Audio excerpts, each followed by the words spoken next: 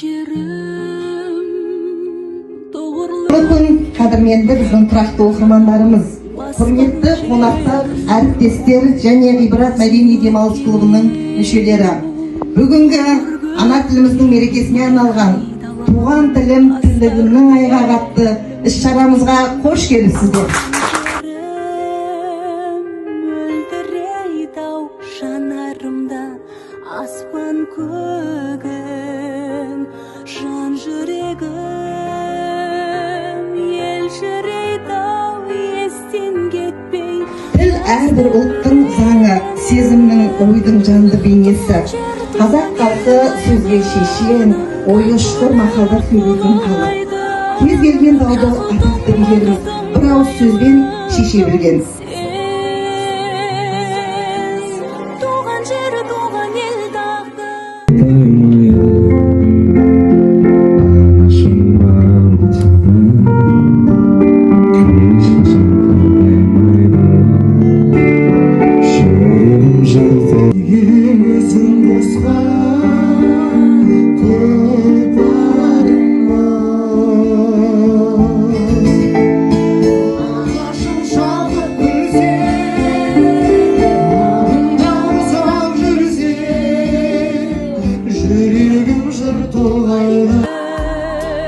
Саған деген сағынышым жүрегімнің қақтесі. Мен бармын, қор болмаймын, қымбатырақ алтыннан нарқым менің. Ал екінші бақытым тілім менің.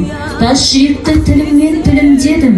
Кейде дүниеден түңілсем де, қасиетті тіліммен түңілмедім.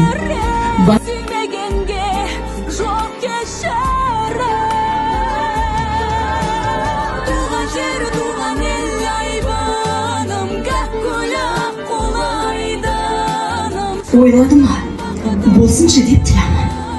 Сонда ғана деді ме ұлт боп құралам. Сонау жылы тіл мәртебе алғанда көзіңе жас алдым дейді бір адам.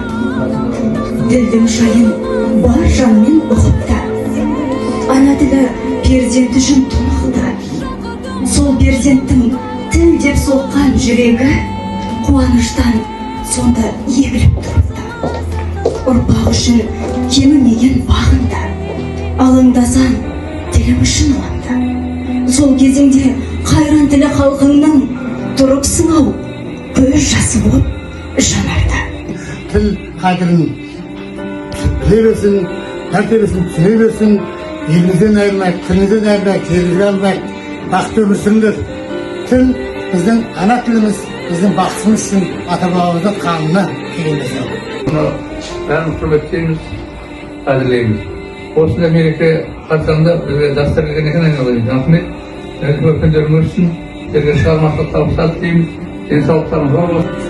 Тілі жоқ халықтың елі де мемлекеті де болмайды.